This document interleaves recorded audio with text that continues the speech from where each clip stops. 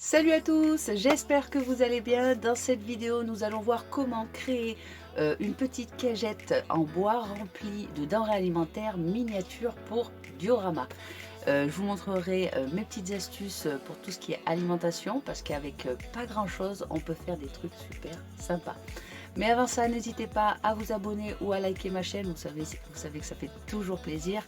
Et si vous avez des questions, pareil, je reste à votre disposition pour y répondre. Donc voilà, c'est parti, on regarde tout ça juste après le générique.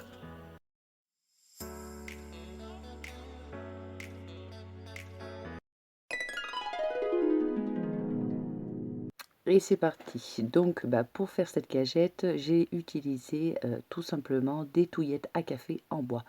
J'ai coupé un morceau à la taille souhaitée et je l'ai utilisé comme gabarit pour pouvoir couper d'autres petites lamelles en bois de la même taille sans avoir à mesurer sans arrêt. Voilà, j'ai juste utilisé un gabarit, ça a été beaucoup plus rapide. Et j'ai renouvelé l'opération, bien évidemment, aussi souvent que nécessaire.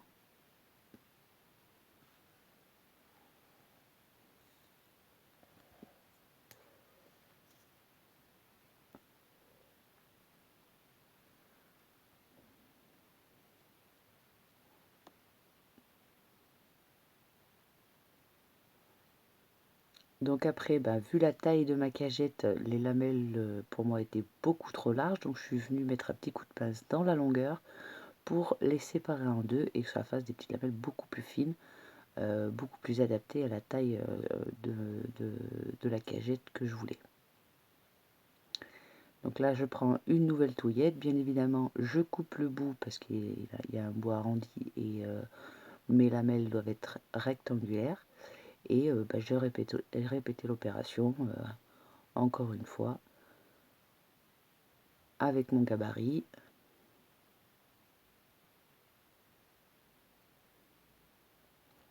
Et j'ai recoupé dans la longueur, comme vous pouvez le voir, pour avoir des lamelles plus fines.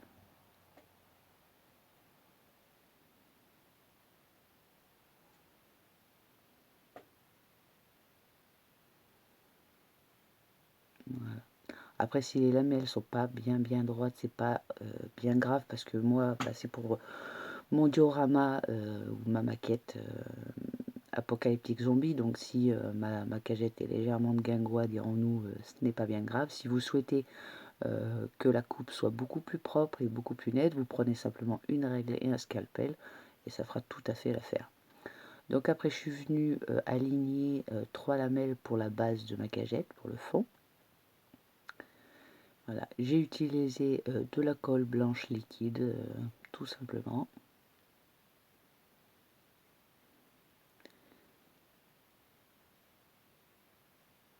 Et après, délicatement, avec un pinceau, je suis venue badigeonner de colle pour pouvoir pour pouvoir attacher mes 3 lamelles parallèles.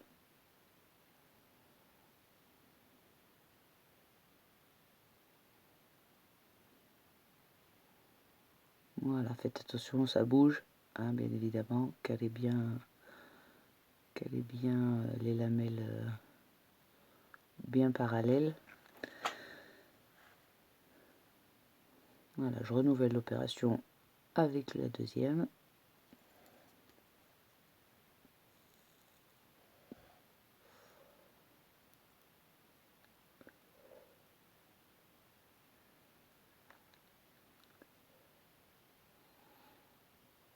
Et voilà, la base de ma cagette est faite. Pas plus compliqué que ça.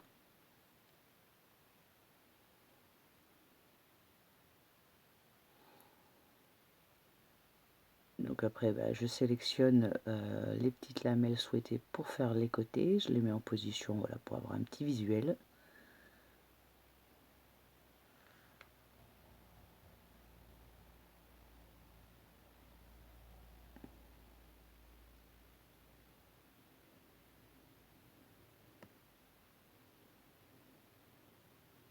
Voilà, ça ne me plaisait pas. Voilà, j'ai choisi, vous choisissez celle que vous souhaitez. Après, bien évidemment, on retourne la base parce que les lamelles de maintien sont à l'extérieur de la cagette.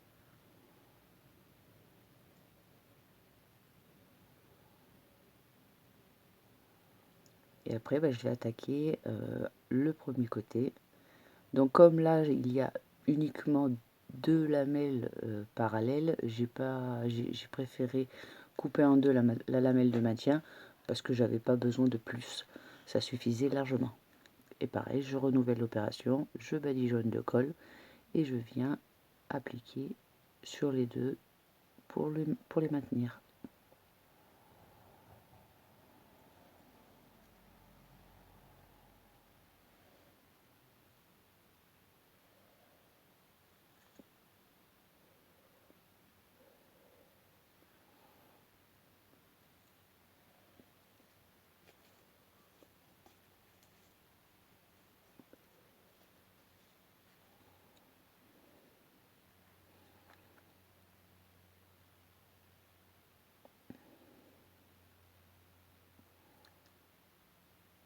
Et voilà le premier côté fait. Et je vais faire la même chose pour le côté d'en face.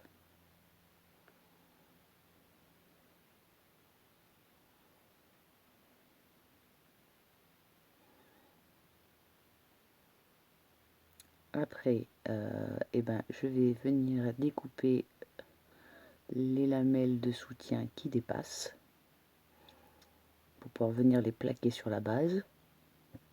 Voilà, je teste voir si ça fonctionne. Ça bouge encore un petit peu. Attendez bien que ça sèche. Je fais la même chose bien évidemment de l'autre côté.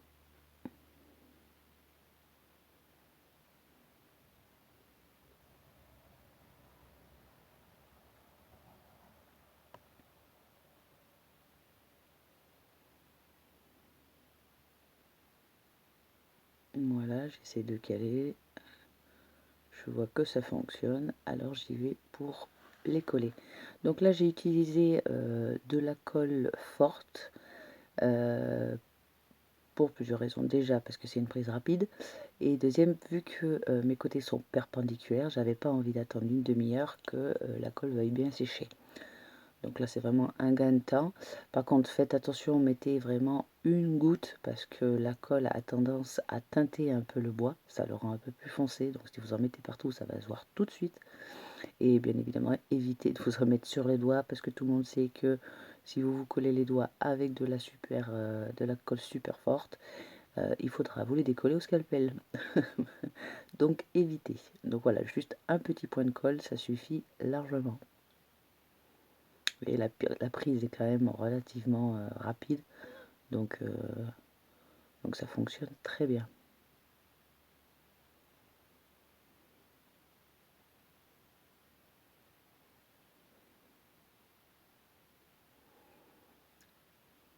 Donc voilà, on voit ma cagette qui commence à prendre forme. Elle est super sympa. Donc on va attaquer les deux derniers côtés. Donc là, vu que moi, ma cagette, je peux me permettre qu'elle soit un peu guingois, je prends la mesure à l'œil du côté du côté qu'il me faut. J'ai pas besoin de mesurer, ce n'est pas nécessaire.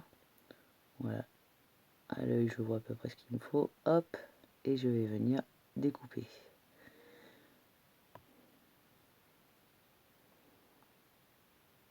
Donc après, même principe, je prends le premier morceau comme gabarit et je viens couper les morceaux, autant de morceaux que nécessaire pour faire mes deux derniers côtés. Voilà, je viens disposer, je répète l'opération et après je vais venir disposer mes petites lamelles. Je vais faire les deux côtés d'un coup pour un gain de temps.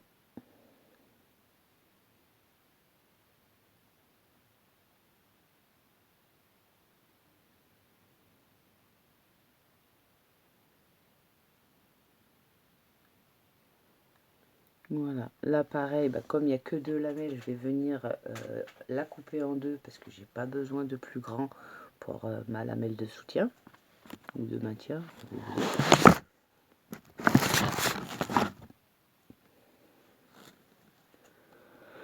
Donc là, j'ai utilisé de la colle forte. Ce n'était pas nécessaire, de la colle blanche suffisait largement. Je pense que j'étais partie sur ma lancée avec l'étape d'avant, donc je suis restée là-dessus, mais la colle blanche aurait très bien pu faire l'affaire. Ça suffisait largement. Mais j'étais lancée, alors... donc là, pareil, j'ai utilisé une petite goutte à chaque fois. Ça suffit largement.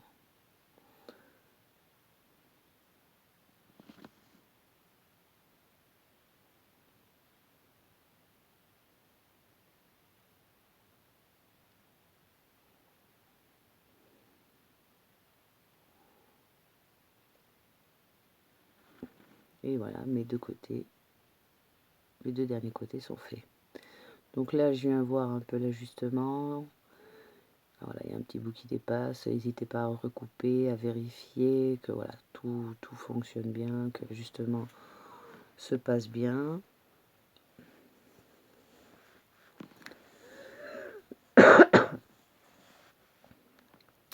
Et après, bah pareil, je viens couper le surplus.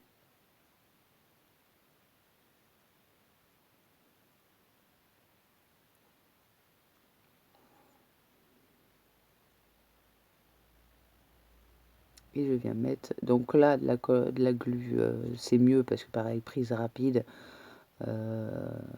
c'est un gain de temps, mais pareil, colle blanche ça aurait très bien fait l'affaire aussi.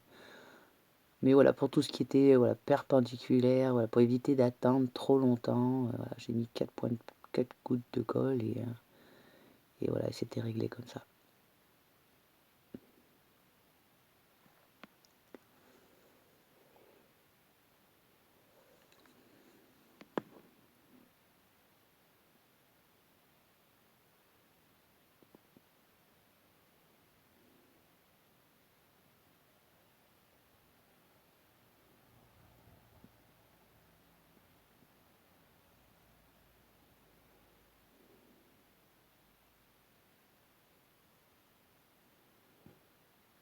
Voilà, et je répète l'opération pour l'autre côté.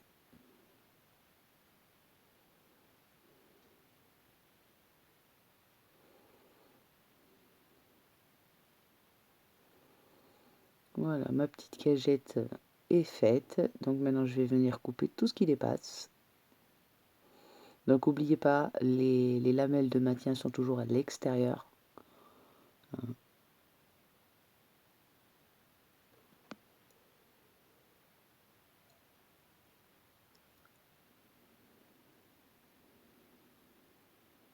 Et voilà,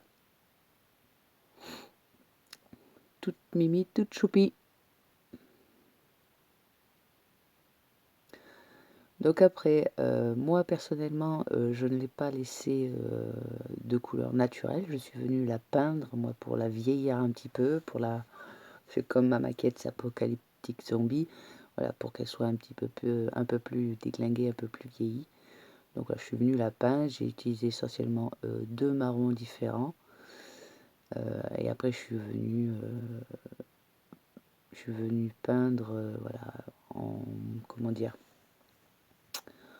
par touche, un coup foncé, un coup clair.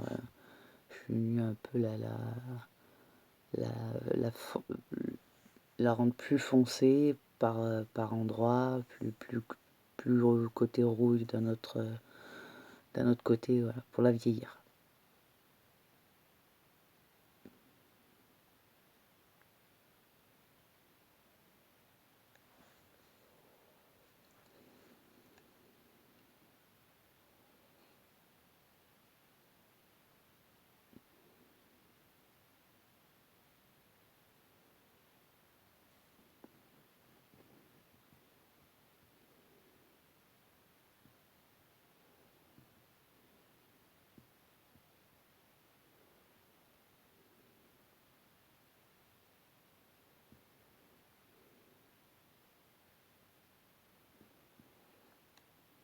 Et voilà ma petite cagette toute peinte.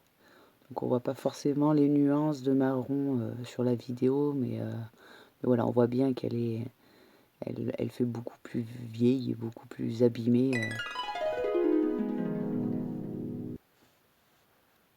Donc là, on est parti sur l'alimentation. Donc ce que vous voyez, le tout petit rectangle rose, c'est tout simplement un petit paquet de bonbons. Miniature, bien évidemment. Et là, je suis en train d'en fabriquer un autre. Donc j'ai imprimé tout simplement des images d'étiquettes alimentaires, de vraies images, que je suis venue miniaturiser entre guillemets par ordinateur, que j'ai imprimé. Et pour faire les petits papiers, les petits sachets, pardon. Donc là, voilà, j'ai encollé le premier côté. Je suis venue mettre un strass à l'intérieur. Et bien évidemment, j'ai mis de la colle dessus pour que le papier adhère bien quand je vais venir coller l'autre morceau. Donc moi, j'ai mis un strass parce que j'en ai plein les tiroirs, mais vous pouvez mettre ce que vous voulez à l'intérieur. C'est vraiment pour... C'est du détail, c'est vraiment pour donner du volume au sachet, pour bien dire qu'il y a quelque chose à l'intérieur. Et je trouve ça beaucoup plus crédible, dirons-nous, voilà, que ça fasse plus réel. Une fois que j'ai encollé les deux côtés, je viens le coincer entre mes doigts et écraser le sachet pour vraiment que les bords se joignent bien. Je viens même accentuer voilà, la jointure avec la bruxelle pour bien maintenir.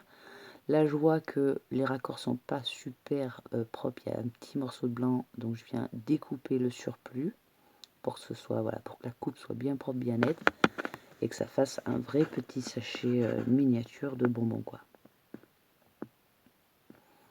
Et ça rend super sympa. Donc, comme je vous ai dit dans la présentation, avec pas grand chose, on peut faire,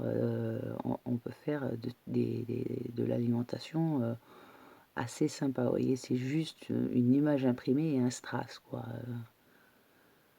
Et là, ça marche pour un sachet de bonbons, mais ça marche pour à peu près tout, hein.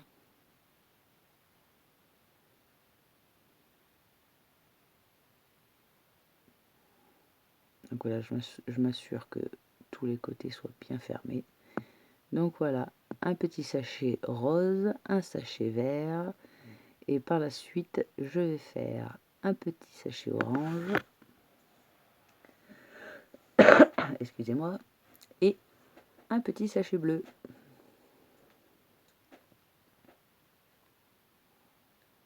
Voilà, donc mes 4 sachets sont faits. Donc là, j'ai fait la même chose, sauf que si je me souviens bien, ce sont des petits sachets de soupe qui sont un petit peu plus grands. Donc il y en a un vert et un rouge. Donc, comme je vous l'ai dit, ce sont de vraies étiquettes, hein. De toute façon, ça se trouve, hein, vous tapez étiquette miniature alimentaire ou un truc comme ça, et vous allez les trouver assez facilement sur internet. Donc là, j'ai utilisé la même méthode, j'en colle un côté. Donc par contre, au lieu de mettre un strass, vu que le sachet est un peu plus gros, je suis venue en mettre deux. Je n'oublie pas, bien évidemment, la petite goutte de colle sur le strass pour que vraiment le papier adhère bien, que ce soit au strass ou à l'autre côté. Voilà.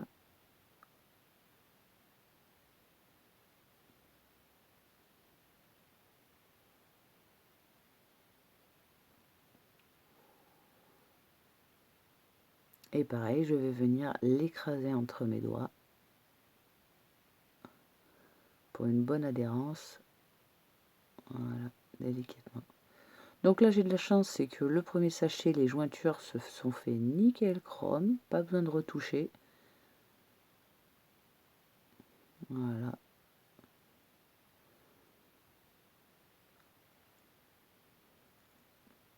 Par contre, le deuxième, pourquoi je ne sais pas, la jointure se fait pas forcément elle n'est pas forcément parfaite.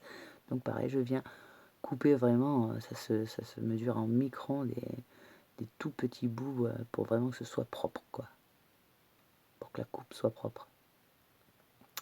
Et voilà, et après je suis venue tordre un petit peu les sachets comme s'ils avaient été manipulés pour rendre vraiment l'alimentation aussi vivante que possible pour ma maquette, quoi. Donc après nous passons, donc là ce sont des boîtes de conserve. Donc je ne les ai pas fabriquées parce que j'étais vraiment toute petite et j'en avais en stock. Ce sont des miniatures achetées sur des sites spécialisés. Donc on va faire 2 canettes, 2 boîtes de conserve. Donc je suis alors la base est déjà gris foncé, mais je voulais faire gris argenté, donc je suis venue les peindre pour vraiment donner cet aspect boîte de conserve. Le même principe, je suis venue coller une petite étiquette. Si on peut voir, je crois que c'est à base de tomates. Une petite étiquette que j'ai imprimée, pareil, sur internet. Et je viens tout simplement la coller tout autour de ma boîte de conserve. Donc désolé pour le cadrage, vous savez que quand je travaille, j'ai pas forcément les yeux sur la caméra, donc des fois je suis un petit peu hors champ, mais vous comprenez le principe, c'est l'essentiel. Là, c'est la même chose, je crois que ce sont de petits pois ou de petits légumes que je vais venir, pareil, coller sur la deuxième boîte de conserve. Je trouve que le fait d'utiliser de vraies étiquettes au lieu de peindre quelque chose d'abstrait ou coloré rend pareil l'alimentation, la maquette beaucoup plus réaliste. Voilà, je vais dans le détail. Comme je dis toujours, c'est le détail qui fait tout. C'est le détail qui fait le waouh, c'est le détail qui est toujours impressionnant. Même si vous avez passé des heures sur vos maquettes, les gens vont remarquer un petit détail qui vont les impressionner, quoi. Donc voilà, ma deuxième boîte de conserve est faite. Donc là, si vous remarquez, j'ai peint aussi deux petites bouteilles. Une blanche pour faire du lait et une orange pour faire du jus d'orange, bien évidemment. Donc là, même principe, j'ai vraiment pris une étiquette de jus d'orange. C'est vraiment tout, tout, tout petit. Et je vais venir la coller dessus.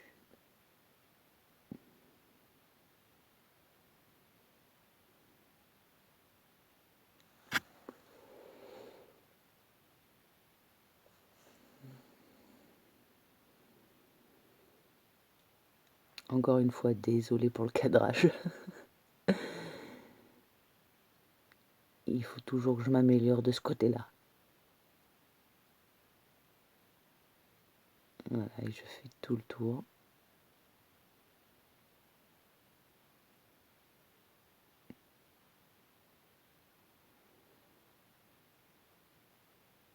Donc là, je m'aperçois qu'il manque un petit peu de collant. J'en rajoute.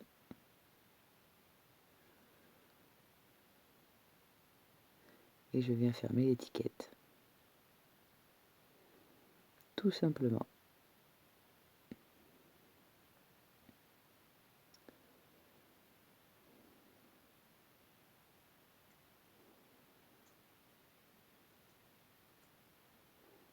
Et voilà. Donc une fois que j'ai fait toutes les canettes, toutes les boîtes de conserve et les bouteilles, là je suis venue, j'ai pris de la pâte à modeler autodurcissante. Donc ça s'achète à Action. Si je vous dis pas de bêtises, je crois que c'est 2,50 € les 250 grammes. J'ai simplement fait un rond et j'ai enlevé un petit bout pour faire comme une meule de fromage. Et que je vais venir peindre. Donc là après vous faites de la couleur de votre choix. Moi j'ai choisi un marron clair comme si elle avait une croûte un peu. Une croûte voilà, de cette couleur. Et après avec une petite éponge, je suis venue l'attacher avec un marron plus foncé. Ça se voit pas forcément très bien sur la vidéo. Mais voilà, je suis venue un peu tacheter pour donner un petit peu du relief à ma peinture. J'aime bien utiliser de toute façon différentes couleurs, différentes teintes. Ça rend les choses plus vivantes que si j'avais peint d'une couleur unie. Donc voilà, même sans peinture, on voit tout de suite à quoi ça ressemble. Et c'est tout de suite sympa. Bien évidemment, on va utiliser la même méthode. On va mettre une petite étiquette qui va rendre, comme je vous l'ai dit, le détail. Ça va rendre tout de suite le fromage beaucoup plus réaliste. Si vous regardez en haut de l'écran, j'ai fait 3 petites boules aussi en pâte à modeler autodurcissante. Alors j'ai pas filmé le fait que je les ai peintes, mais en fait ce sont des pommes que je vais peindre. Et pareil, ce sont des boules en pâte à modeler autodurcissante, c'est pas bien compliqué. Ce sont pas des formes, ce sont pas des sculptures de ouf. Voilà, ce sont des formes simples, faciles à faire, qui prennent pas énormément de temps et le rendu va rendre super sympa. Donc là pareil, je viens encoller mon petit papier et je vais le coller sur ma meule de fromage.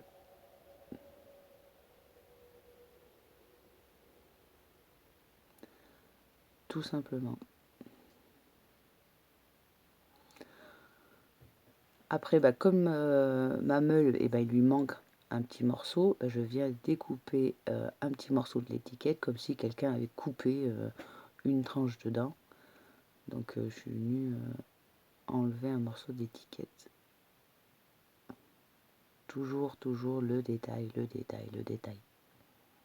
C'est très important. Et comme ma maquette, c'est Apocalyptic Zombie, ça veut dire que mon fromage est plus ou moins comestible. Donc je suis venue mettre du kaki pour, pareil, vieillir mon fromage, le rendre un peu moisi, dirons-nous, pour montrer que, parce que comme je fais un magasin, que la nourriture pourrit et que ce n'est plus comestible. Et c'est super sympa. À voir ou à faire, c'est super cool. J'adore les miniatures, vous le savez. Et bien sûr, je m'amuse beaucoup à faire ce genre de petits objets. Voilà, je suis venue teindre des petites taches par-ci par-là pour bien montrer qu'il n'est plus comestible. Et je trouve ça génial.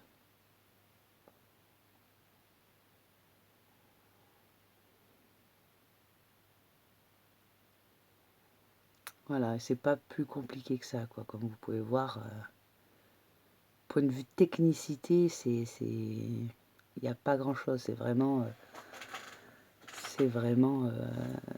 assez simple. Et voilà ma petite cagette finie avec mes pommes. Pareil, je les ai fait un peu moisies, un peu marron, que c'était plus comestible.